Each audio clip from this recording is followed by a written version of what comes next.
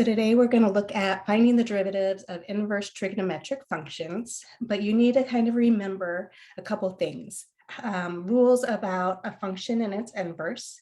Basically, they undo each other. So recall, if you have some function f of x, and you have its inverse function f inverse of x written like that, that if we took the composition of both of those functions, in order for them to be inverses of one another, when we took the composition, and it didn't matter which direction we did, and order does normally matter for composition of functions, we would get back just x.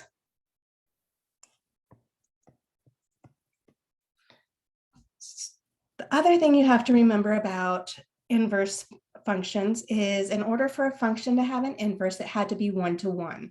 So it had to pass that horizontal line test. And so a lot of functions aren't one-to-one, and our trigonometric functions aren't one-to-one, but we limit the domain to make them one-to-one. And that's where I have in front of us information about our trigonometric and inverse trigonometric functions. And so this is kind of a review really quick of some trigonometry. And so remember, we could write the inverse sine. Another way to write that is the arc sine. Arc sine and inverse sine are the same, meaning the same thing. The domain is going to be between -1 and 1, and the range is between -π12 and π12. And that's because we had, again, limit our domain of our original function so that it would be one-to-one. And our original function, we limit that domain for sine between -π12 and π12. Also recall that a function and its inverse, if xy was a point on f of x, then we know that the point on the inverse function, they swap your x and your y values. And the graph, recall, is a reflection. So the graph of f of x and the graph of f inverse of x, they're a reflection across the line y equals x. Okay, so first we're just going to go through some examples, kind of remembering how to find the inverse of a trigonometric function. And so I'm going to pull this up, and we have 3 examples in front of us. So let's first look at the sine inverse of 1/2. I'm going to rewrite it. I'm going to say y equals right now, and I'll tell you in a second why.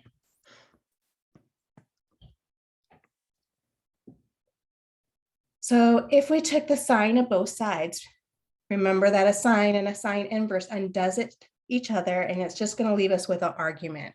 So, and we're going to be using this fact when we're going to go through and prove what the derivative of an inverse trig function is. So we get sine y is 1/2. So recall, you kind of think backwards. You think to yourself, what do I take the sine of to get back 1/2? So remember, there's 4 quadrants, and sine was positive in the first and second quadrant.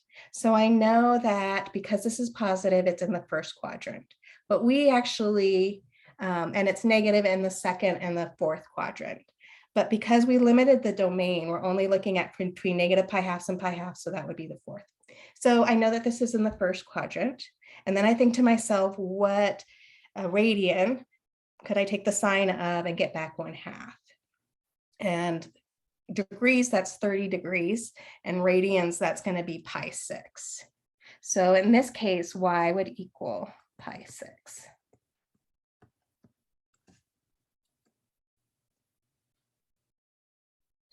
So for part B, where we have y is equal to sine inverse of -1/√2. Well, when I taught this, we normally saw this as rationalize the denominator, -√2/2. So I kind of ignore the negative at first when I try to think about what angle of sine would give me back -√2/2. Well, again, I ignore the negative. So I think to myself, okay, what sine of what in the first quadrant gives me back √2/2, which is π4.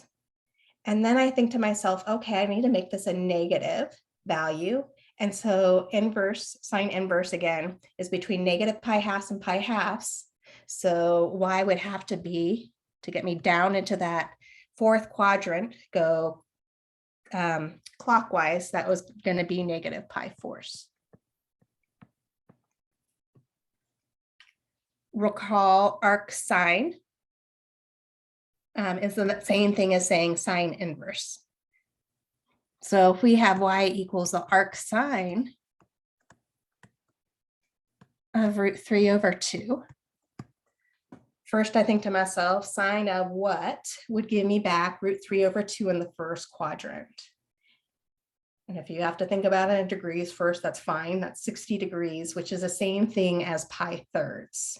This is positive, so it has to be quadrant 1. And so this is equal to pi thirds.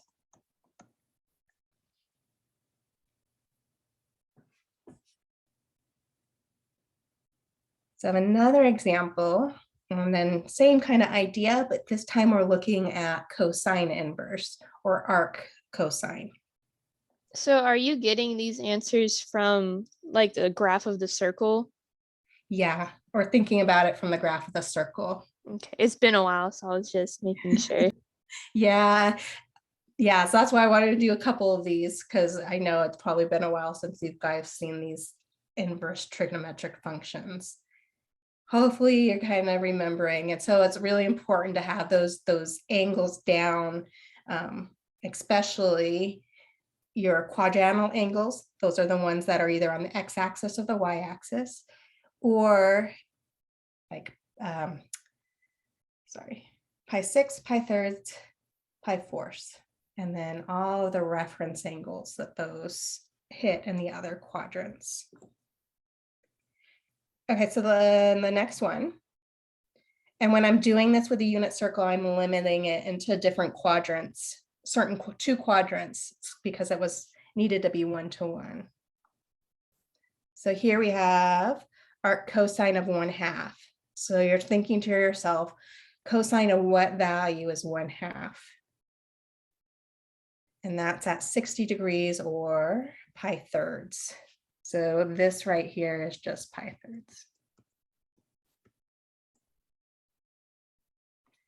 I'm going to rewrite this. This is the same thing as cosine inverse of negative root 2 over 2. So cosine is negative in our second quadrant and in our third quadrant. And because it's an inverse function, we had to limit the domain between 0 and pi. So we're only looking at first and second quadrants for cosine. And so I know that I'm back in the second quadrant to make that cosine value negative. I think to myself, first of all, cosine of what is positive root 2 over 2, which is pi fourths.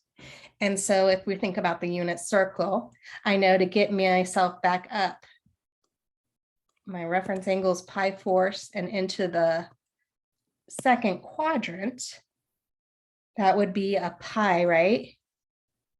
Minus a pi fourths.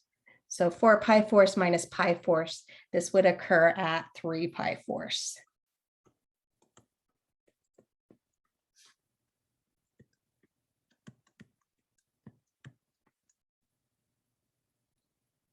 Okay, and then the last one, cosine inverse of root 3 over 2. So what angle can we take cosine of to get root 3 over 2? That's at 30 degrees or pi 6. So this would equal pi 6.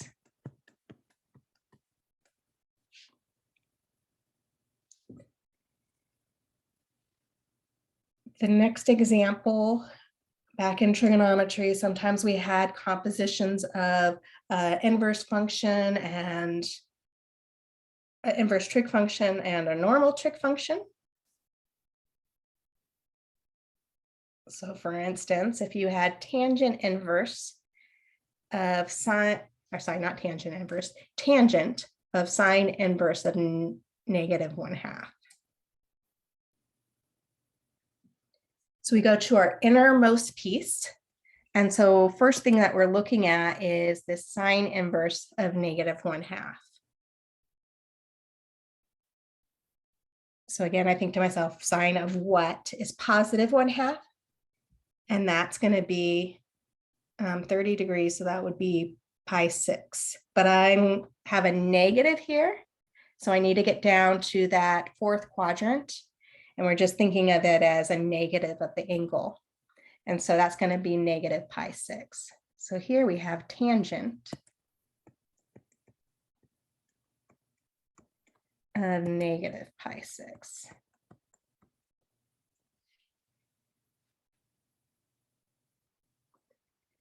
So I prefer doing things in terms of cosine and sine.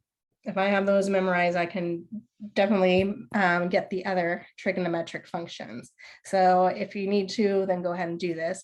But sine, remember, or tangent is the same thing as sine of negative pi6 here, all over cosine of pi6.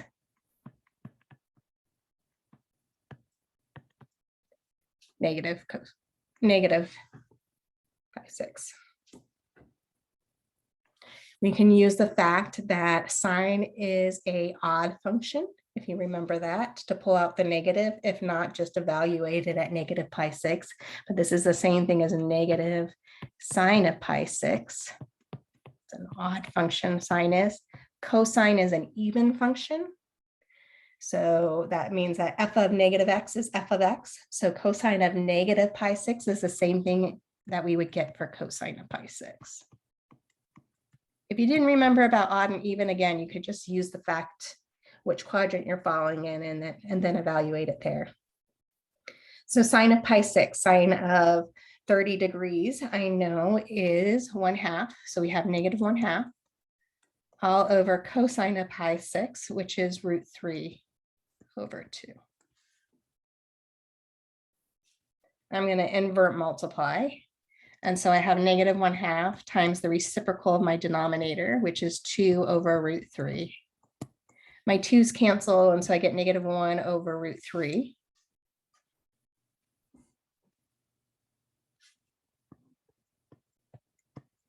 And I also notice that I can rationalize my denominator by multiplying √3/√3. So I get -√3/3.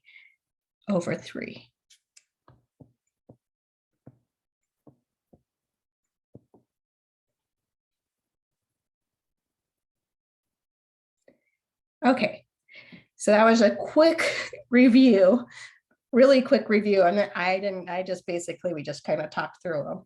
And so hopefully that kind of recalled those and cleared out some of those cobwebs that you have from not remembering that. So let's look at our derivative or derivatives of our inverse trigonometric functions. So here they are. Right now, I don't have these memorized. There are some tricks to try to help you memorize them, but I know that I can derive them. And so let's just start with sine inverse of x.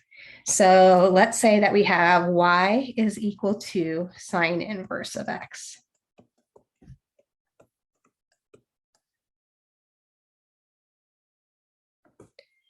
Okay, well, our whole point is that we're trying to take the derivative of this sine inverse of x, and we don't know how to do that.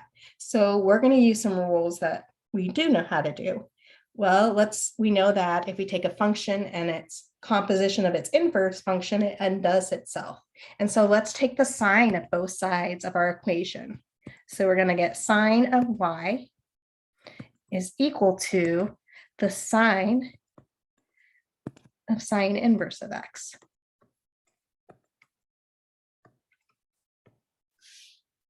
So whole purpose was so that I could get rid of the inverse function. And so we could rewrite this now as sine y equals x.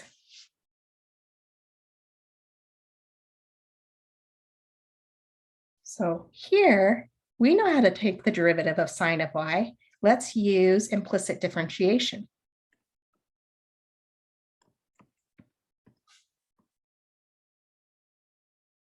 So if we take, and I'm just going to denote that I'm going to take the derivative of both sides.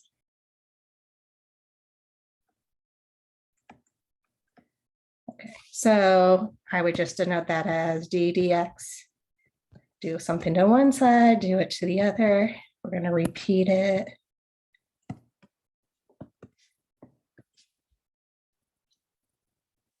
So y is a function of x. So we're using the chain rule there. Derivative of sine, the outer function, is cosine of my inner function, which is y, times the derivative of y. So I'm going to denote the derivative of y as dy dx. Equals, well, the derivative of x with respect to x is just 1. So we almost have the derivative function. We can isolate dy dx on both sides of our equation by dividing both sides by dividing both sides by cosine y. And by doing that, we get dy dx is equal to 1 over cosine y. Well, notice that doesn't look like what we have above, right? We have here that the derivative of sine inverse is this 1 over the square root of 1 minus x squared. We want to rewrite this. We don't like that this function over here is in terms of y. And so recall, we're going to do a little bit of manipulation. Recall that y was equal to sine inverse of x. So let's go back in there and let's replace what y is. And so if we do that, let's maybe move it up over here. I would have dy dx is equal to 1 over cosine of y, but y is the same thing as sine inverse of x.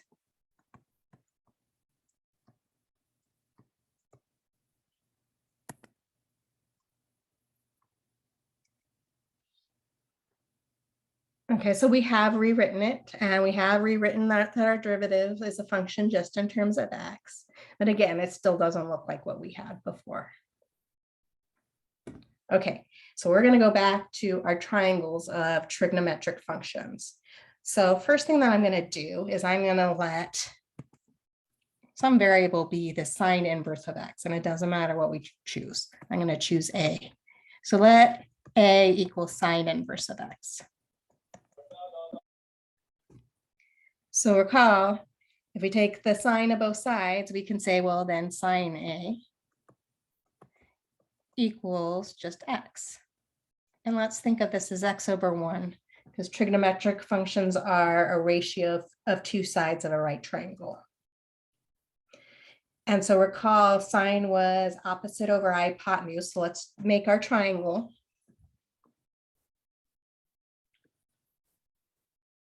So choose where you want a to be other than the right angle, and it doesn't matter.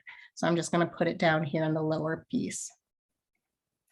So sine, again, is opposite. So opposite of my angle A is going to be x, all over hypotenuse. So my hypotenuse length is 1. So when we rewrite this, you're going to have a triangle that has a missing side, and we can find that missing side easily by using our Pythagorean theorem. Hopefully you guys got so good at that in trigonometry. So we know a squared plus b squared equals c squared, or I guess I can say this is a, little a. So here I know, right, that I can solve for a. I got 1 squared equals x squared plus a squared. Subtract x squared on both sides. So I get a squared equals 1 minus x squared. Take the square root of both sides. We're not looking at the negative, right? Because we're talking about a length.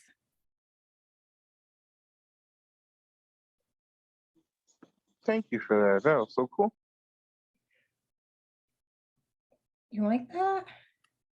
Yes, this is like one of the hardest parts I had. So I'm glad, and we're going so fast right now. So this is very beneficial. Thank you. So this value sine inverse of x is like a, right? We're going to just rewrite what we had, this dy dx here, equal to 1 over cosine, but sine inverse, right? We just made that equal to be a. So let's rewrite that with a there. And so technically, we can go back to our triangle that we just made, right? And let's rewrite cosine of a as a ratio of two sides of that triangle.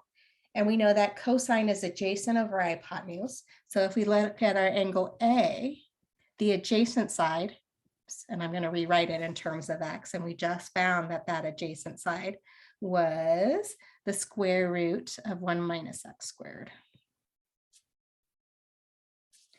So we have 1 all over cosine of a again is adjacent, which is that square root of 1 minus x squared, all over the hypotenuse, but our hypotenuse is just 1.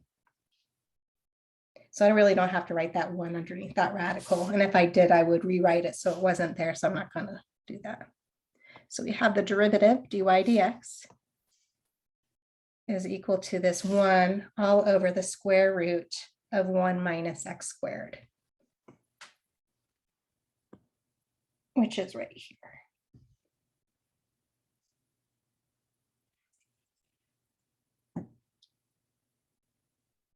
So all the other trigonometric or derivatives of these inverse trigonometric functions can be solved the same way by rewriting these as triangles. Maybe let's go through with cosine inverse.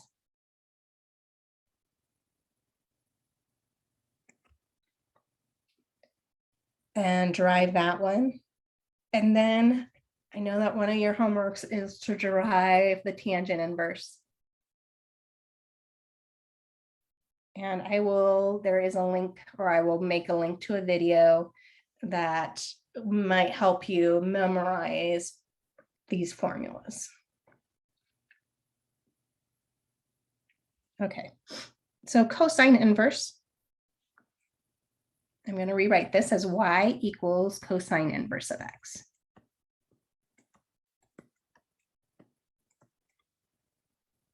We want to find the derivative dy dx.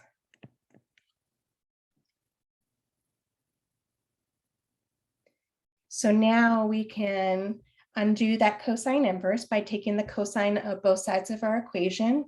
And if we take the cosine of both sides of our equation, we get this cosine y equals cosine of cosine inverse of x is just x. We're going to differentiate both sides of our equation. So when we differentiate both sides of our equation, we're using implicit differentiation because we don't have this equation in terms of y equals anymore. And so when we take the derivative of cosine of y, well, our outer function cosine, the derivative of that is negative sine of our inner function, which is y, times the derivative of that inner piece. And the derivative of y we can rewrite as dy dx is equal to the derivative of x, which is 1. We can get dy dx by dividing both sides by negative sine of y. So we find dy dx is equal to 1 over negative sine of y. Again, we don't like that this is in terms of y. So we're going to go back in and we're going to rewrite what y is. And so we get this is the same thing as 1 over negative sine of y, which is cosine of inverse of x. And now we're going to make our triangle. So we're going to say, well, let some variable, maybe b this time, equal cosine inverse of x. Take the cosine of both sides, so we know that cosine of b is equal to x. But rewriting it as a fraction, I'm going to say x over 1. So locate or write in B in one of those angles that's not right. And I'm just going to use the lower left in this case. And then let's put our sides on the triangle. So cosine is adjacent over hypotenuse. So our adjacent side is going to be this bottom piece or bottom leg. And the hypotenuse here is 1. So if we solve for the other side of our triangle using the Pythagorean theorem, right, we got 1 squared is equal to x squared. I'm going to call this little b for now, plus little b squared. We subtract x squared on both sides. And so we get 1 minus x squared. We take the square root of both sides. So we get b is square root of 1 minus x squared.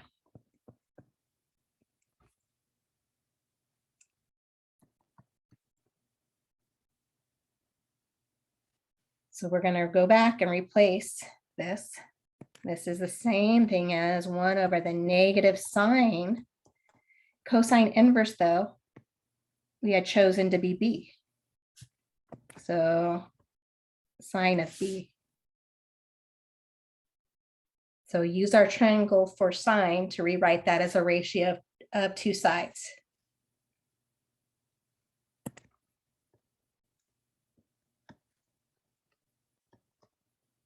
Oops. So we have this negative parentheses.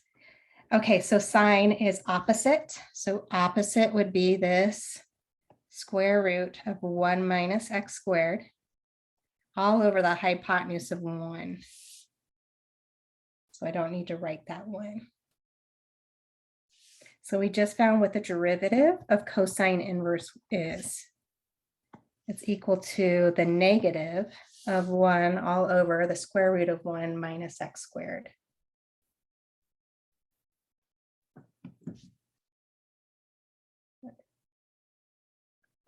So let's put this in action. If I can find. I lost the place to pause the video. Oh, there it is. It's hiding under here.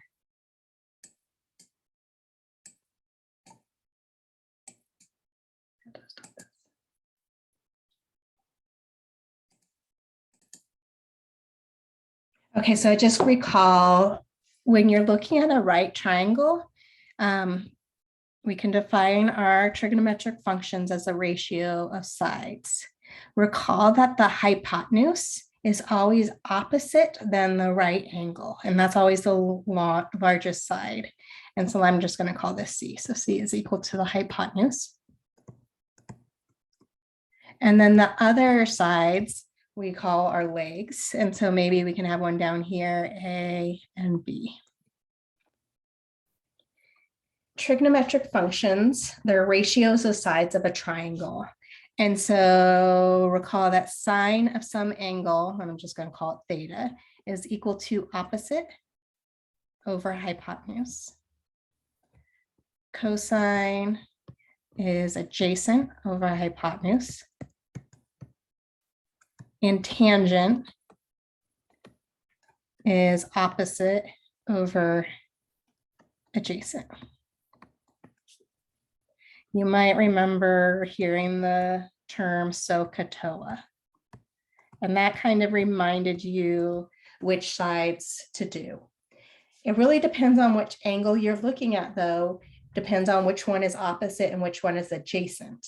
So opposite, so if I was here, maybe this is angle capital A, my opposite side would be B, and my adjacent side would be A. But if I put my angle up here, B, opposite of B would be little a, and adjacent would be this little b. So it really depends on which angle you're looking at, depends on which side is opposite and which one is adjacent. Hypotenuse is always going to stay in the same place, opposite of the 90 degrees. The other trigonometric functions can be written in terms of sine and cosine. And or the reciprocal of one of your trig functions. So remember cosecant theta? This was equal to 1 over sine theta. And so if we think of that as ratios of sides, 1 over opposite over hypotenuse, this is the same thing as hypotenuse over opposite. Secant theta, this was 1 over cosine of theta. So if I think of this as 1 over the ratio of sides of cosine, which is adjacent over hypotenuse, invert multiply, this is going to give me hypotenuse over adjacent. Same idea for cotangent theta. We can think of this as 1 over tangent theta, or we can think of this as cosine theta over sine theta. But when you put those together, you're going to find that this is equal to adjacent over a hypotenuse.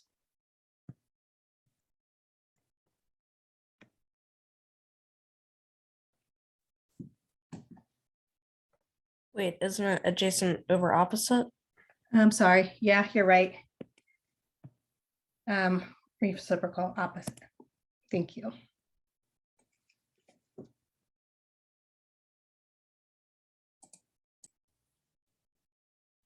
So we want to find sine inverse of 1 minus x.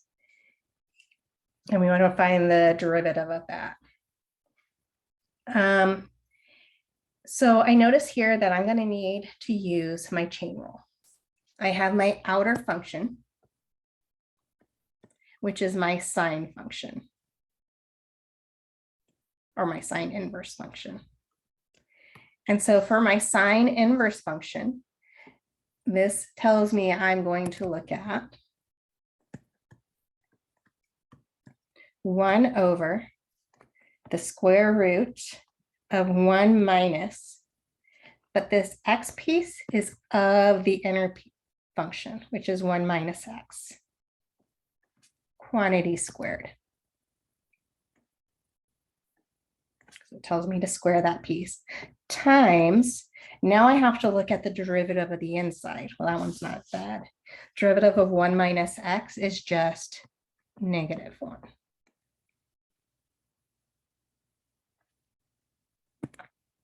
So this is just equal to -1 all over the square root of 1 minus x, quantity squared.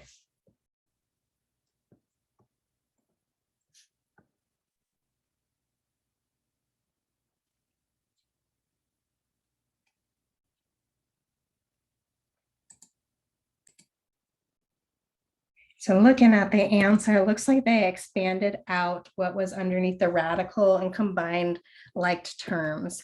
And so if we do this, we get -1 in our numerator all over the square root of 1 minus. Well, if we distribute 1 minus x times 1 minus x, that's going to give us 1 minus 2x plus x squared. In parentheses, we got to distribute that -1. And if we distribute that -1, we have the square root of 1 minus 1, so that's going to cancel. Negative times -2x, so that's positive 2x. And then negative times x squared, so it would be minus x squared underneath that radical.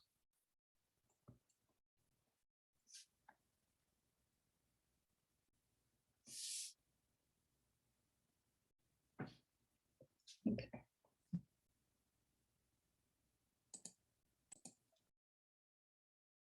Okay, so we have y equals x times sine inverse of x, and then plus the square root underneath the radical 1 minus x squared. And we want to find dy dx.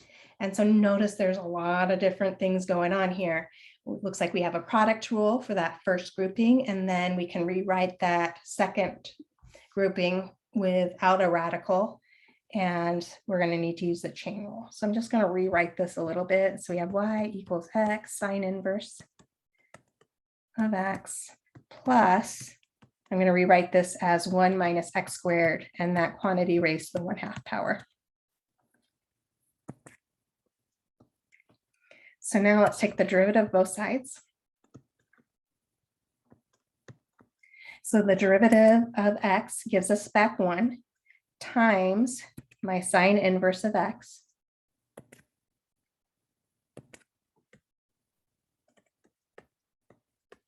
plus my x times the derivative of sine inverse of x. And that was 1 all over the square root of 1 minus x squared. So that was the product rule of the first grouping, plus, and so now we need to use the chain rule. And so our outer function is this piece raised to the 1/2 power. So we have 1/2 of the inner function, 1 minus x squared, subtract 1 from 1/2. So 1/2 minus 1 gives me negative 1/2 times the derivative of the inside. And so the derivative of our inside, well, derivative of 1 is 0 and derivative of negative x squared is negative 2x.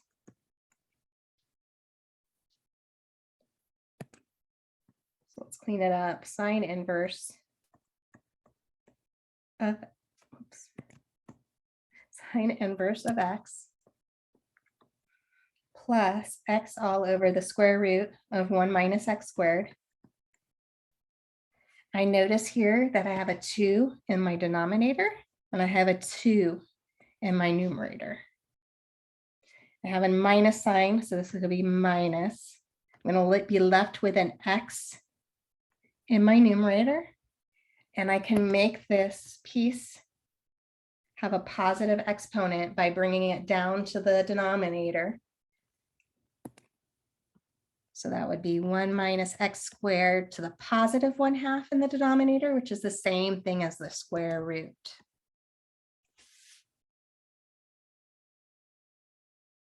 Well, look at that. Notice that that second and third grouping are the exact same thing. So those are going to cancel each other out. And all we're going to be left with is sine inverse of x.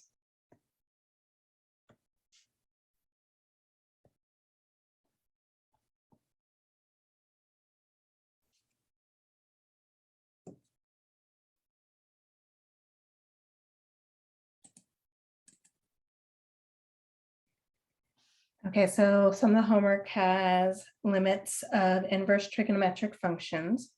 And so in here, we can go in and let's do direct substitution and plug in -1 where we see an x.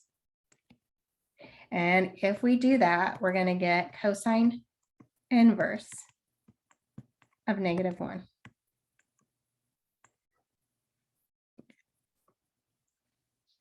So thinking backwards, what cosine value gives you back -1? Well, cosine is your x value. And so if you think about the unit circle, cosine's going to be -1 on the negative x axis. And so that angle would be negative pi or pi. I guess it would be both, but because we're looking at our inverse function, we're between 0 and pi for the inverse function. So this would just be equal to pi.